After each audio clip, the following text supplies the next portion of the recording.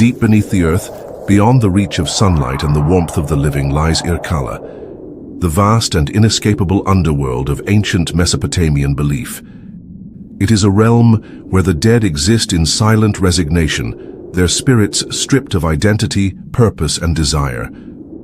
Unlike the paradises promised in other myths, Irkalla offers no reward for the virtuous, nor punishment for the wicked, only an eternity of shadow, where all souls, from kings to peasants, share the same bleak fate.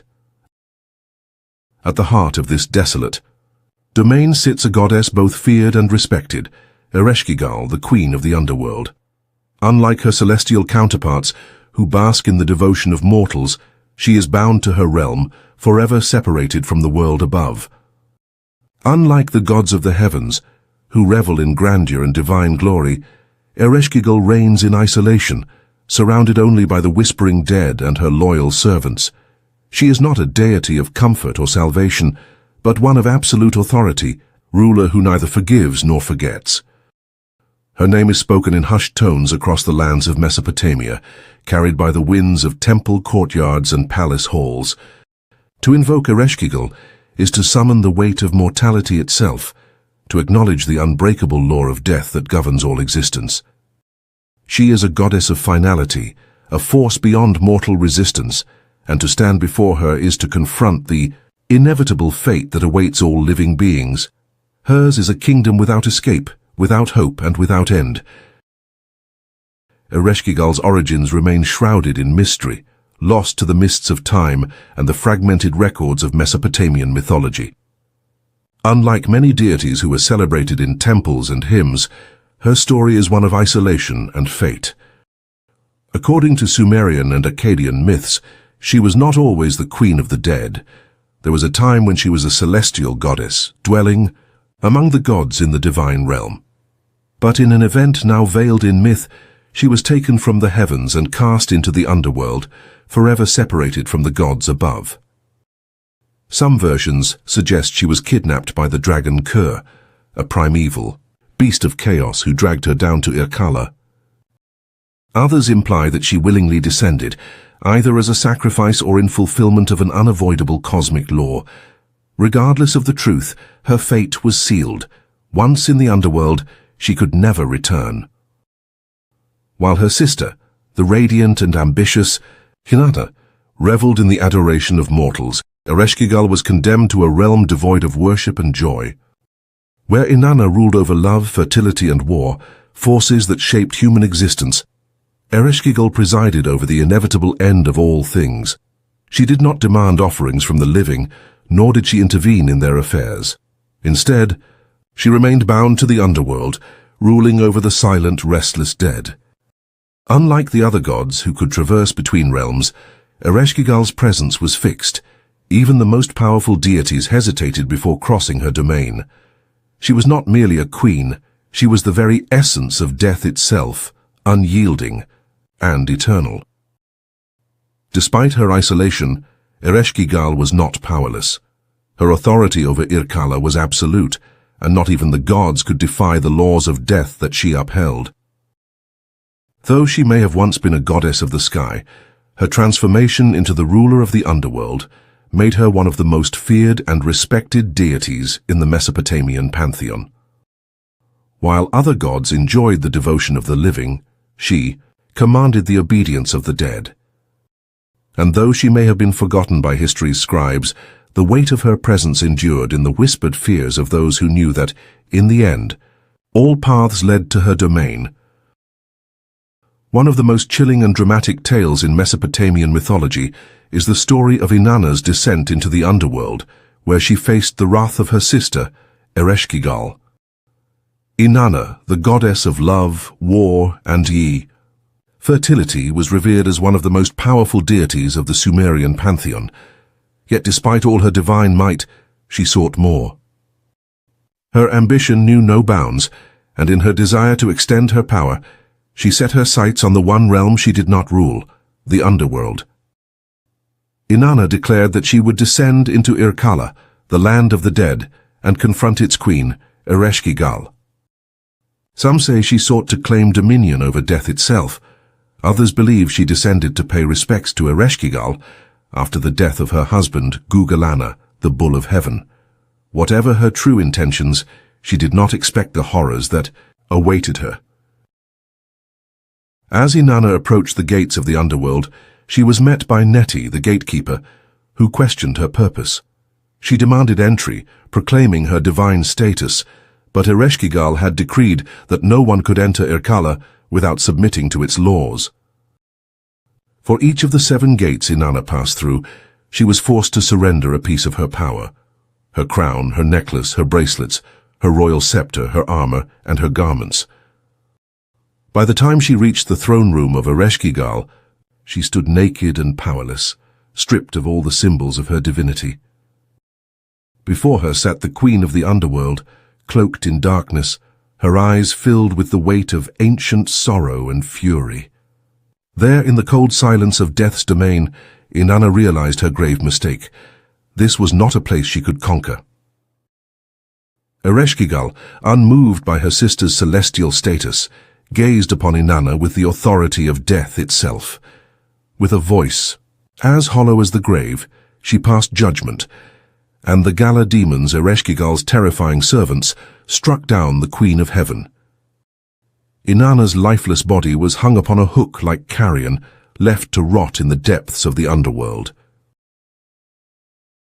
For 3 days and 3 nights, the world above fell into despair. The earth withered, crops failed, and love and passion vanished from the hearts of mortals. But Inanna was not forgotten. Her loyal servant, Ninshubur, pleaded with the gods to save her, yet only Enki, the wise god of wisdom and magic, dared to intervene. Crafting 2 tiny, sexless beings from the dirt beneath his fingernails, he sent them into Irkalla, where they soothed Ereshkigal in her agony, moving the queen to grant them a wish. They asked for Inanna's body, and bound by her own decree, Ereshkigal allowed them to restore her to life. But no soul could leave the underworld without another to take its place. And so Inanna, reborn and victorious, cast her eyes upon the world above, searching for one who would suffer in her stead.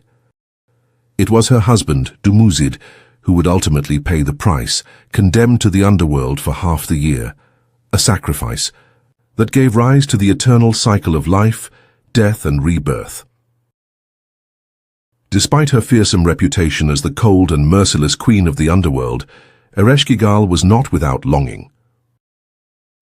Unlike the other gods who basked in the adoration of mortals, she ruled alone, bound to the land of the dead with no companion, no warmth, and no solace. Her isolation was absolute. No god or mortal dared to linger in Irkalla longer than necessary. But fate would bring her an unlikely lover, one whose presence would shake the very foundations of the underworld, Nergal, the god of war and plague. The story began when the gods of the heavens held a great feast, inviting all deities to partake in their divine revelry. Yet one guest was absent. Ereshkigal, bound by her eternal duty, could not leave the underworld to attend. As a gesture of respect, the gods sent an offering to her realm. Nergal, fiery and untamed, was chosen as their emissary. Armed with his power and arrogance, he descended into Irkalla, believing himself immune to its horrors. But upon meeting Ereshkigal, something unexpected happened. Instead of being repulsed by her dark majesty, he was drawn to her, and she, in turn, was captivated by his strength. She did not seek to harm him. Instead, she welcomed him into her domain, inviting him into her bed. For 7 nights they were lovers, entwined in a passion that defied the natural order of life and death. But Nergal was not a god of patience or devotion. As the days passed, he grew restless, longing to return to the realm of the living. Against her wishes, he abandoned her, leaving her alone once more in her desolate kingdom. Ereshkigal's sorrow turned to fury, and her grief shook the very underworld. In her anguish, she threatened to break the laws of existence itself, to unleash the dead upon the world above, unless Nergal returned to her. The gods, fearing the chaos she would bring, had no choice but to intervene. They sent Nergal back, to Irkalla, not as a visitor but as her consort, bound to her throne for all eternity. Yet their reunion was not one of love, but of necessity. Their bond was a cruel twist of fate, a union forged from heartbreak and wrath, where passion had soured into resentment. Ereshkigal had won her lover, but at what cost? She had not gained a partner, only a captive king who ruled beside her in unwilling silence as the shadows of the dead watched on. Ereshkigal was more than a queen. She was the final authority over all who crossed into the underworld. Unlike the gods of the heavens, who thrived on offerings and devotion, she did not seek worship, nor did she grant favor to those who pleaded for her mercy. In Irkalla, there were no prayers, no sacrifices that could sway her judgment. The moment a soul passed through the gates of her realm, it was stripped of its earthly ties, its name reduced to nothing but a whisper among the dead. Ereshkigal did not punish nor reward. She simply ruled, ensuring that the dead remained where they belonged. To the Mesopotamians, the concept of the afterlife was not one of eternal paradise or damnation, but of bleak inevitability. There was no great reckoning, no final judgment that determined whether a soul was deserving of bliss or suffering. Instead, death led to a world of dust and silence, where existence became a pale shadow of life. The souls of the dead wandered, Irkalla, feeding on dust, their voices lost in the cold eternity of the underworld. It was a place of absence rather than torment, where the weight of time crushed all hope. And at its heart, seated upon her dark throne, was Ereshkigal, the silent sentinel, the queen who neither rejoiced nor despaired. Though feared, Ereshkigal was also respected as a necessary force in the cosmic order. She embodied the finality that even the most powerful gods could not escape. Unlike her celestial counterparts, who meddled in the affairs of mortals, granting them dreams, blessings, or curses, Ereshkigal remained indifferent. To her, all were equal in death, king and beggar, warrior and priest, mother and child. None could escape her grasp, and none could return to the world of the living without consequence. She was not a goddess of cruelty, but of inevitability, an eternal queen of sorrow, reigning over a kingdom where time itself stood still. Though Ereshkigal was never worshipped with grand temples or elaborate ceremonies like her sister Inanna, her presence in Mesopotamian mythology left an enduring mark on the world. Unlike the gods of the heavens who thrived on the prayers and sacrifices of mortals, she was a goddess of inevitability, one who did not demand devotion but commanded fear and respect. Her role as the ruler of the underworld set a precedent for later deities associated with death, judgment, and the afterlife. Over time, her influence extended beyond Mesopotamian mythology, shaping the way different cultures perceive the underworld and its rulers. In Greek mythology, Ereshkigal's essence can be seen in Persephone, the queen of the underworld, who, like Ereshkigal, was bound to a realm of darkness and sorrow. While Persephone's story focuses on seasonal cycles and renewal, the concept of a female ruler presiding over the dead echoes the Mesopotamian queen's dominion over Irkalla. Similarly, in Norse mythology, the goddess Hel governs the land of the dead with a cold and impartial hand, mirroring Ereshkigal's role as the final judge of souls.